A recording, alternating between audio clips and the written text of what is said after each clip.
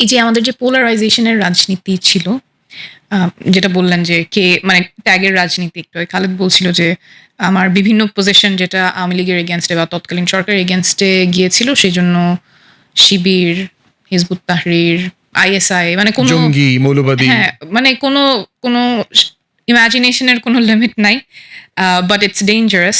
কারণ ওই ট্যাগগুলো তো ওই সময়ে কোনো সুখকর ট্যাগ ছিল না। তো সেই পোলারাইজেশনটা আমার মনে হয়েছে যে বিগত বছরগুলোতে সেই পোলারাইজেশন থেকে অনেকে চেষ্টা করছে বের হতে, specially young people, they were raising their voice যে না, এটা আমরা চাই না। সো আমার একটা হোপ যে সামনে আমাদের পলিটিক্সটা এই পোলারাইজেশন, ডিভিশন, সেটার ঊর্ধ্বে উঠে we all will be able to work আমাদের দেশের স্বার্থে।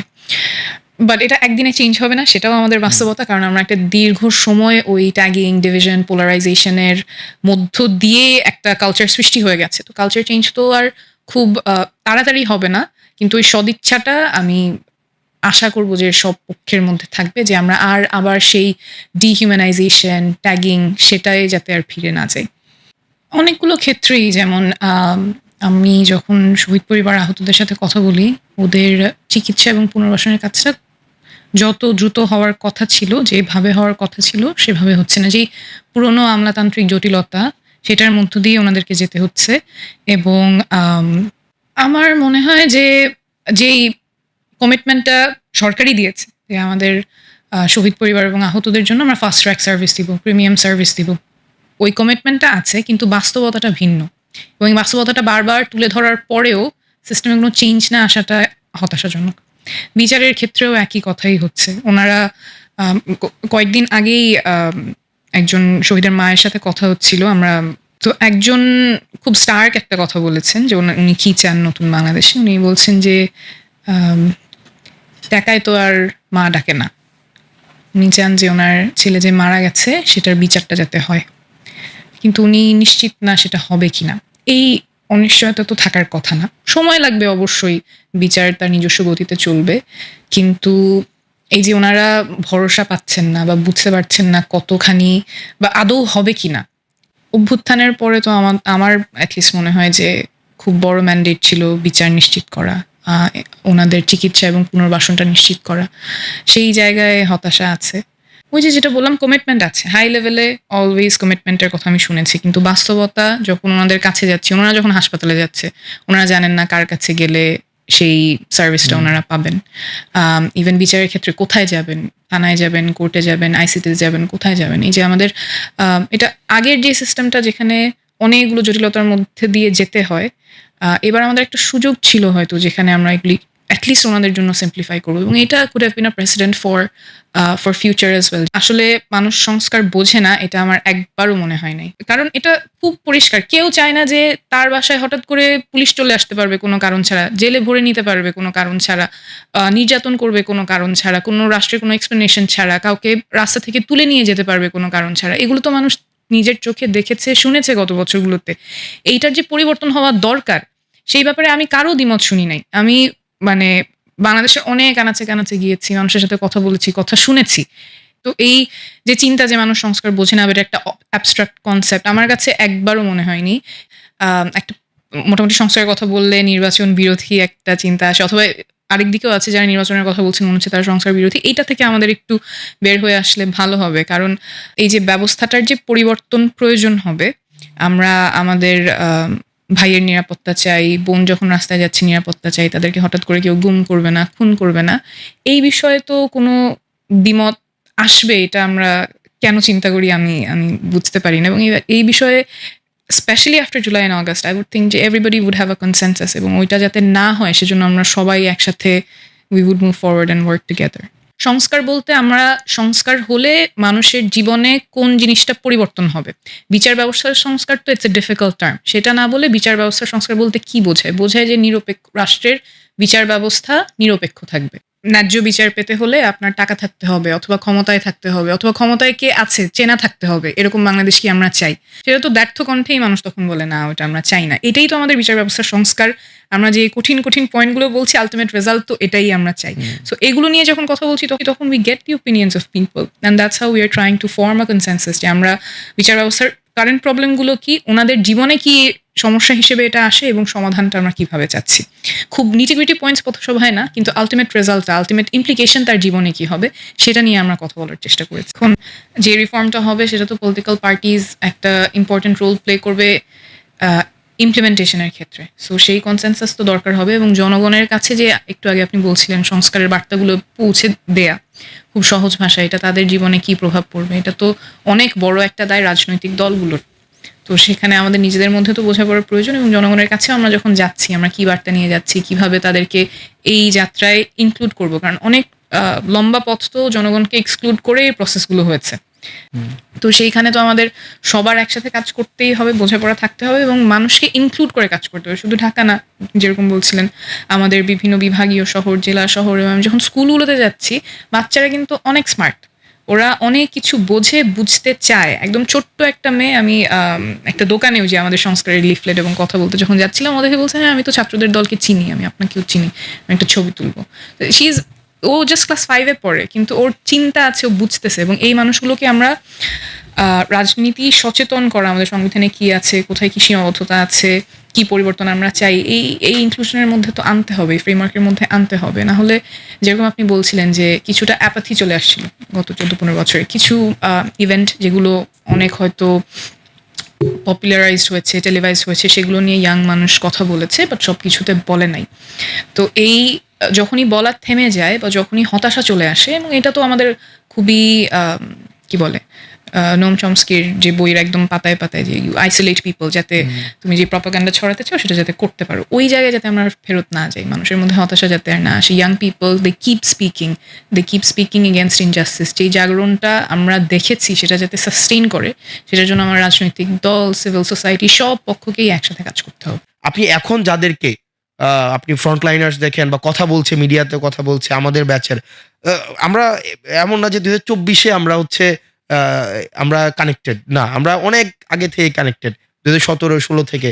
যেমন আমি যদি আমাদের পার্টির কথাই বলি, যেমন নাহিদ, আসিফ, আমি, আসিফ তো এখন হচ্ছে উপদেষ্টা, তারপর হচ্ছে আপনি সাইদ আবদুল্লাহকে নিশ্চয়ই চেনেন, সাইদ আবদুল্লাহ, যে ক্যাম্পাসে একটা মানে একটা আন্দোলন হতো, এটা শিক্ষার্থীদের পক্ষের আন্দোলন, যেটা হচ্ছে এই ছাত্রলীগের এগেনস্টে আন্দোলন, আমরা কোনো না কোনোভাবে একসাথে মিলিত হয়ে যেতাম।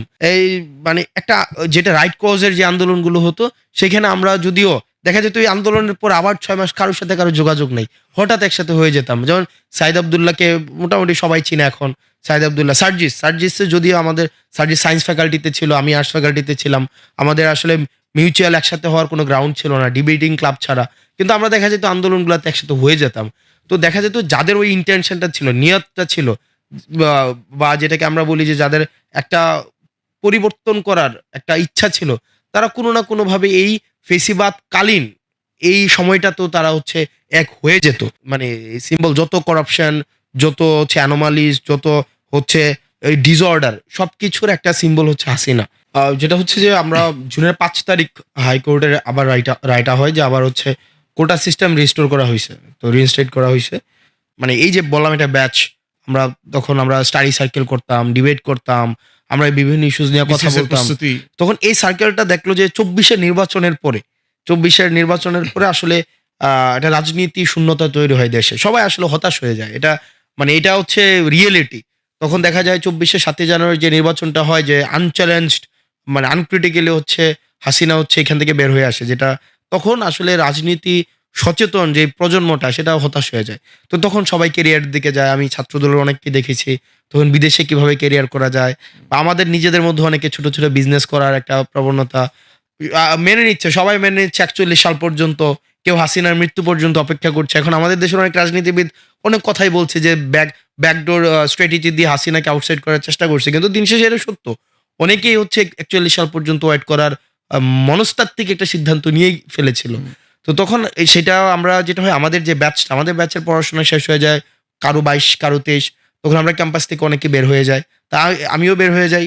তো তখন আমি বিসিএস এর প্রস্তুতি নিচ্ছিলাম, আর নাহিদ কিছু একটা গুছানোর চেষ্টা করছে, আসিফ বা নিজের একটা লেখালেখির জায়গা বা একটা পত্রিকা দাঁড় করানোর চেষ্টা করছে, সাথে সাথে অ্যাক্টিভিজম তো আছেই।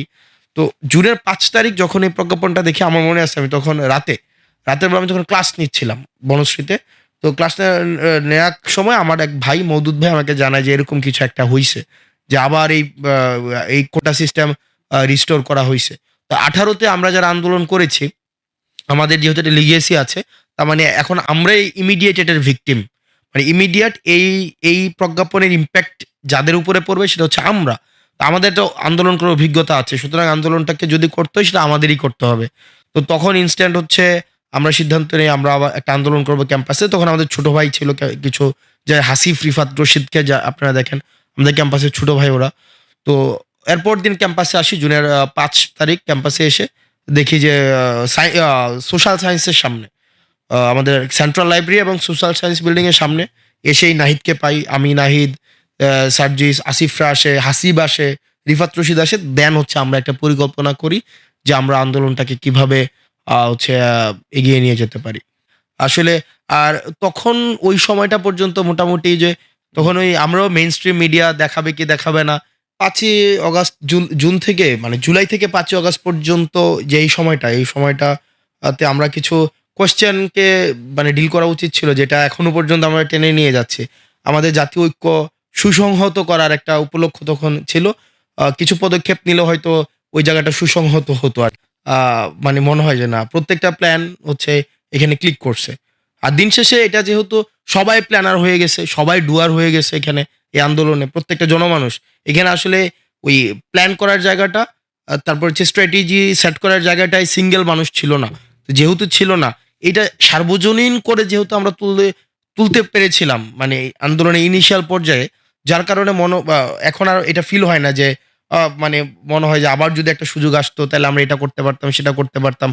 আমরা যদি এটাকে স্বতঃস্ফূর্ত অংশগ্রহণের এই ডোরটা ওপেন না রাখতাম, আমরা যদি হ্রাস করতাম, তাহলে অন্যান্য যে আন্দোলনগুলাকে যেভাবে আওয়ামী লীগ দমন করেছে সরকার বিরোধী একটা তকমা দিয়ে, এবং এটা হচ্ছে যেভাবে আহ, আমার কাছে মনে হয় এই ৩৬ দিন নিয়ে আসলে নিজের চিন্তাকে রিভাইজ করার আসলে কোনো মানে স্কোপ নাই। বরং ৫ই অগাস্টের পরের অনেক কিছু নিয়ে মন্তব্য করার জায়গা আছে। কিছু, কিছু বিষয়ে হচ্ছে আমি ব্যক্তিগত জায়গা থেকে পরবর্তীতে বলব। কিন্তু কিছু, কিছু জায়গায় যেগুলো, যেমন ডক্টর মোহাম্মদ ইউনূস এক্ষেত্রে আসলে ওই সময় ২য় কোনো ব্যক্তি যাকে nation wide and internationally accept করবে, এই ফিগার আমাদের নাই আনফরচুনেটলি। যে সেকেন্ড একটা অপশন যেখানে উনার এই ইন্টারন্যাশনাল অ্যাকসেপ্টেন্স এবং ন্যাশনাল অ্যাকসেপ্টেন্স আছে, আপনার ডক্টর মোহাম্মদ ইউনূসের সমপর্যায়ে ওইটা কিন্তু ছিল না। আর উনার যেহেতু এটা পলিটিক্যাল একটা জার্নি আছে, একটা ছোট বা বড় পরিসরে একটা জার্নি আছে। উনি এই সরকারের হচ্ছে যাদেরকে টার্গেট করে হচ্ছে যাদের উপরে একটা নিপীড়ন চালিয়েছে ডক্টর মোহাম্মদ ইউনূস তাদের মধ্যে অন্যতম। উনার ওই এক্সপোজারটা আছে।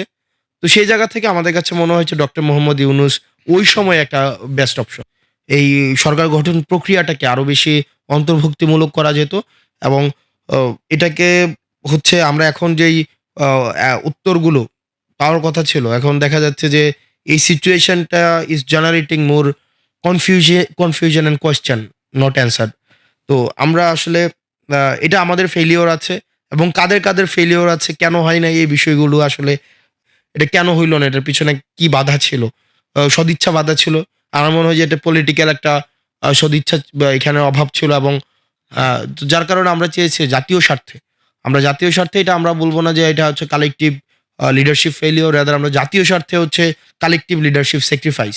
আমরা দেখছি যে এখানে আমাদের দেশের প্রথিতযশা যে রাজনীতিবিদ আছেন বা যারা আমাদের রাজনৈতিক দলগুলো রয়েছে, তারা ইনস্ট্যান্ট আমাদের কাছে মনে হয়েছে তারা জাতীয় ঐক্য এবং হচ্ছে জাতীয় সরকারকে সুসংহত করার পরিবর্তে ক্ষমতার পরবর্তী ভবিষ্যৎ সম্ভাব্য ক্ষমতার পাটাতনকে হচ্ছে সুসংহত করার দিকে মনোযোগী হয়েছে।